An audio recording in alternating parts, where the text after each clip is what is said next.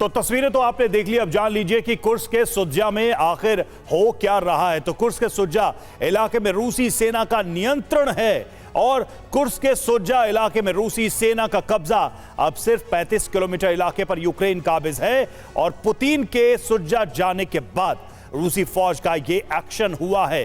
फौजी वर्दी में सुज्जा पहुंचे थे रूसी राष्ट्रपति पुतिन। पहले अगस्त 2024 में यूक्रेन ने कब्जा कर लिया था और अब देखिए ये स्थिति है, ये तस्वीरें हैं। हमारे साथ हमारे सहयोगी सुमित चौधरी भी स्टूडियो में मौजूद हैं और इसके अलावा एवीएम ओपी तिवारी और प्रोफेसर संजय भारद्वाज विदेश मामलों के जानकार हैं हमारे साथ। लेकिन सुमित, सबसे अहम बात यह है कि कुर्स्क को कितना और समय लगेगा, मतलब ये जो युद्ध है और उसके बाद की जो तस्वीरें, ऐसा लग रहा है कि जंग से विनाश तो बहुत हो रहा है कुर्स्क में, लेकिन और कितना समय पुतिन को लगेगा या पुतिन लेंगे? देखिए, अमेरिका इनपुट जो अमेरिकी डोनाल्ड ट्रंप को दिया गया था उसमें बताया गया था कि 86% से ज़्यादा जो लैंड है, जो एरिया है, वो लगातार रूस ने सिक्योर कर लिया है, वापस ले लिया है। करीबन 15 से 16% ऐसा लैंड है जो अभी भी यूक्रेन के हाथ में है और उसके लिए करीबन 2 से 3 हफ्ते का वक्त लगातार रूस की सेनाओं को दिया जाएगा और वो लगातार इसीलिए अपने ऑफेंसिव ऑपरेशन को ज़्यादा चला रही है। अगर आप देखें रवि, खासतौर पर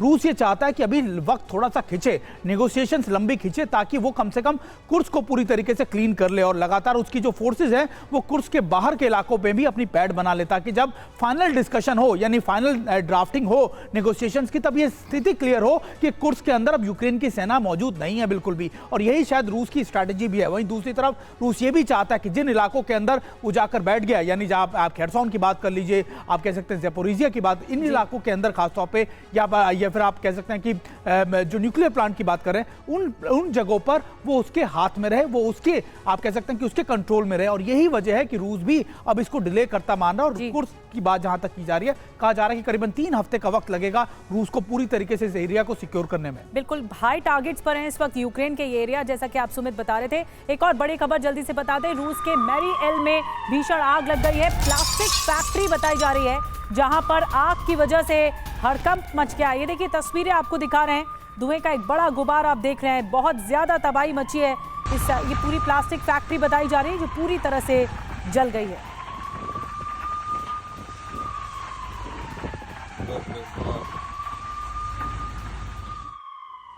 और देखिए नए एयर डिफेंस सिस्टम से लैस है यूक्रेन, R-73 मिसाइल से लैस एयर डिफेंस। तो एक बार फिर से यूक्रेन के पास जो बची खुची ताकत है वो नजर आ रही है अपनी वायु सीमा की सुरक्षा। और उसके लिए देखिए एयर डिफेंस, R-73 मिसाइल से लैस एयर डिफेंस, जिसकी तस्वीरें सामने आई।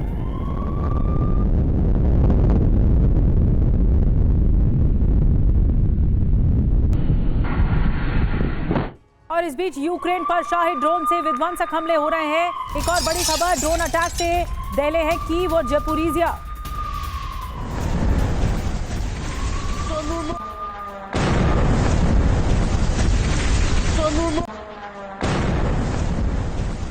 तिवारी सर, मैं आपके पास आ रही हूँ। ये जो हमले किए जा रहे हैं, चाहे वो कुर्स्क हो, ज़ेपोरिजिया हो या कीव हो, ये अब प्रेशर पॉइंट्स हैं या टारगेट पॉइंट्स हैं जो कि आमने सामने की जंग चल रही है। ना यूक्रेन मोर्चा छोड़ना चाहता है, ना रूस अपना कब्जा कम करना चाहता है।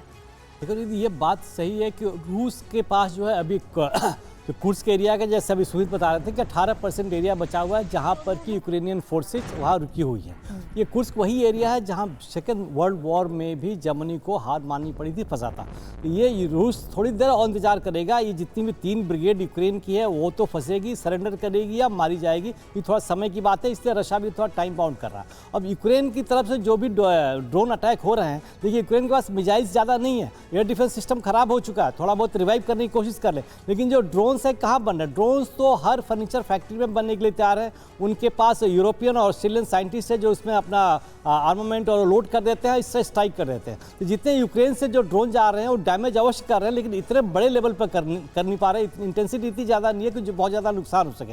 लेकिन ये छुटपुट जो अटैक है, ये न्यूसेंस ये जारी रहेगा। और इस वाले अटैक्स में मैं ये भी कहना चाहूँगा कि यूक्रेन भले जेलेंस्की चाहते हो ना चाहते हो, बिकॉज यूक्रेन की जो सेना है तो काफ़ी तो मर चुकी है। वो नाटो के जो जवान नाटो के जो कुछ लोग हैं जो इनडायरेक्टली यूक्रेन की तरफ से लड़ रहे हैं, उनका रोल इसमें बहुत अहम है। तो वो इस तरीके से अटैक जारी रखेंगे और नतीजा क्या होगा कि इसका काउंटर अटैक जो रशिया कर रहा है, इसमें काफ़ी परेशानी और काफ़ी नुकसान यूक्रेन का होगा। ज़पोरिजिया और केरसॉन में जो जगह थोड़ी सी इनकी बची हुई है, उसको तो रशिया लेने की कोशिश कर रहा है, इसलिए वो उसका अटैक जो पिन पॉइंट नुकसान यूक्रेन को हो रहा है।